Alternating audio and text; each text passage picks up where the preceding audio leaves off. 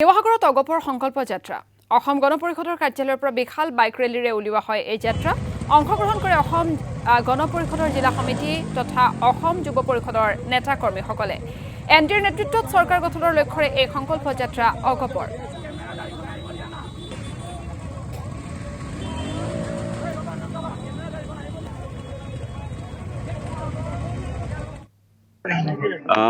যোৱা 2 তাৰিখৰ পৰা আমি সমগ্ৰ অসম জোৰা এক সংকল্প যাত্ৰা আয়োজন কৰিছিলোঁ আৰু দৰং জিলাৰ পৰা আয়োজন কৰিছিলোঁ আৰু আজি এই সংকল্প যাত্ৰা শিৱসাগৰত আহি উপস্থিত হৈছে শিৱসাগৰৰ পিছত এইটো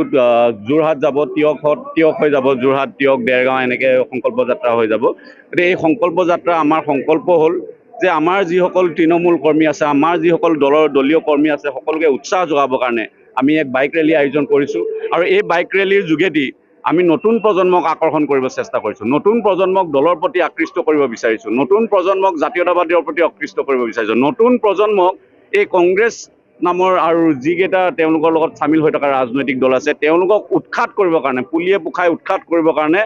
আমি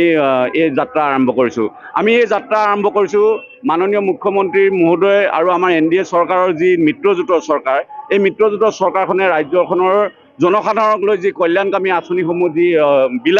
বিতৰণ কৰি আছে বা যেনেধৰণে ৰাজ্যখনৰ উন্নতি হৈ আছে সেই উন্নতি যাতে দুগুণ আগবাঢ়ি যায় ত্বৰান্বিত হয় তাৰ কাৰণে এই যাত্ৰা আমি আয়োজন কৰিছোঁ গতিকে আমি আশা ৰাখিম এই যাত্ৰাত আমাৰ কেইবাগৰাকীও বহুত নতুন প্ৰজন্মই আমাৰ লগত সংযোগ হৈছে